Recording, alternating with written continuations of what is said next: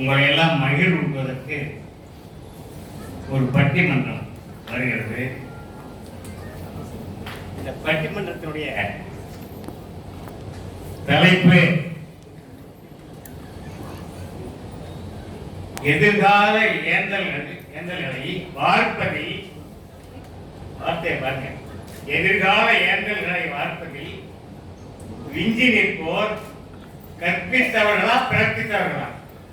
அருமையான தலைப்பு பாருங்க. இந்த தலைப்பு பழைய தலைப்பு தான், ஆனா வார்த்தைகளை புதிய வார்த்தைகளாக வைத்து கொடுத்திருக்கிறார். யாருன்னு உங்களுக்கு தெரியும். எங்க சங்கத்தில், தெய்வ தமிழ் சங்கத்தில் ஒரு புதிய சொற்களை உருவாக்குகிற ஒரு தொழிற்சாலையுடைய தொழிலதிபர் இருக்கிறார். தொழிற்சாலை சொற்களை உருவாக்குகிற தொழிற்சாலை அவர்தான் டாக்டர் பாரி. அவரே ஆராய்ந்து வார்த்தைகள் எதிர்கால ஏந்தல்களை வார்ப்பதில், உருவாக்குறது, வார்த்தெடுக்கிறது, வார்ப்பதில் விஞ்சி நிற்போர் கற்பித்தவர்களா பிறப்பித்தவர்களா? கற்பித்தவர்கள் அவர்களுக்கு கற்பித்தவர்கள், பிறப்பித்தவர்கள் அவர்களுக்கு பிறப்பதற்கு காரணமாக பெற்றோர்கள். இப்படி ஒரு அருமையான தலைப்பை வழங்கியிருக்கிறார். என்ன எங்களுக்கு ஒரு சங்கடம்னா, இங்க கல்வித்துறையினுடைய இயக்குநராக இருந்த எங்களுக்கெல்லாம் தலைவராக இருந்த ஐயா பரமசிவன் ஐயா அவர்கள் இங்க வந்திருக்கிறார். நாங்கெல்லாம் அவருக்கு கீழே வாத்தியாரா, நான் தலைமையாசிரியரா, பணியாற்றியவர்கள், நாங்கள் எல்லாம் அவங்களுடைய தலைமைக்கு பணியாற்றியவர்கள். இப்போ நாங்கள் வாத்தியாருன்னா நல்லா சிஇஓ, அதுக்கு மேல சிஇஓ, அதுக்கு மேல இயக்குனர், உதவி இயக்குனர், துணை இயக்குனர், இணை இயக்குனர், அதுக்கு மேல ஐயா இயக்குனர். இந்த படிநிலைகளை வந்திருக்கும் போது இந்த டிஓ சிஇஓ இவங்கெல்லாம் வந்து இந்த பள்ளிக்கு வருவாங்க, ஸ்கூல் ஆய்வு செய்யறதுக்கு வருவாங்க, பள்ளிக்கூடத்தை ஆய்வு செய்யறதுக்கு வருவாங்க. அவங்க வர்றாங்கன்னாலே வாத்தியார்கள் எல்லாம் கை காலெல்லாம் வரும். நல்லா நடத்துற வாத்தியார் கூட அவங்க பயப்படுவாங்க.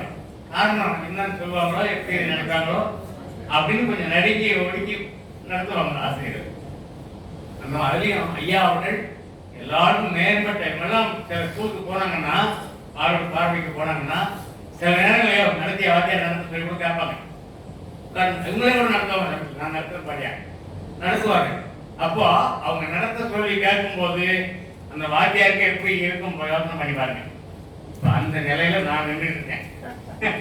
ஐயா எங்களுடைய கல்வித்துறையினுடைய உயர் 10 கோடி வாங்கி வைக்கிறது, அல்லது நிறைய தங்கங்களை வாங்கி சேர்த்து வைக்கிறது, அல்லது வேற ஏதாவது பொருளை வாங்கி சேர்க்கிறது, இதெல்லாம் செல்வம் அல்ல. இந்த செல்வம் எல்லாம் மாறும், போகும், நிற்காம போகும். செல்வங்களை நீங்கள் சேர்க்க வேண்டும் என்று விரும்பினால், பெற்றோர்கள் விரும்பினா, குழந்தைகளை நல்லவர்களாக, அறிவுள்ளவர்களாக உருவாக்குறது ஒண்ணுதான் பெரிய செல்வம். அதை விட பெரிய செல்வம் எதுவும் கிடையாது.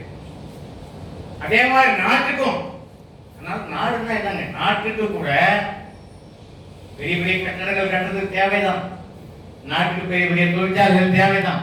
ஆனா இது எல்லாவற்றையும், எல்லா செல்வங்களை விட அடுத்த தலைமுறை ஒழுங்காக வளர்வதுதான் நாட்டுக்கு ரொம்ப, அடுத்த தலைமுறை அதுதான் உயர்ந்த செல்வம் நாட்டுக்கும்.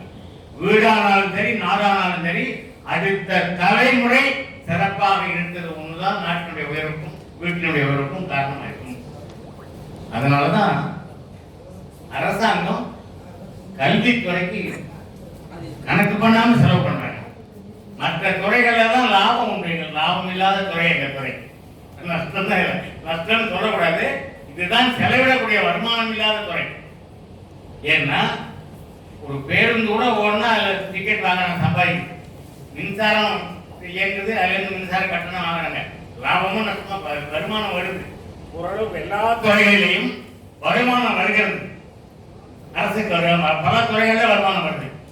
ஆனா வருமானம் வராத துறை, செலவு மட்டுமே செய்யக்கூடிய துறை கல்வித்துறை.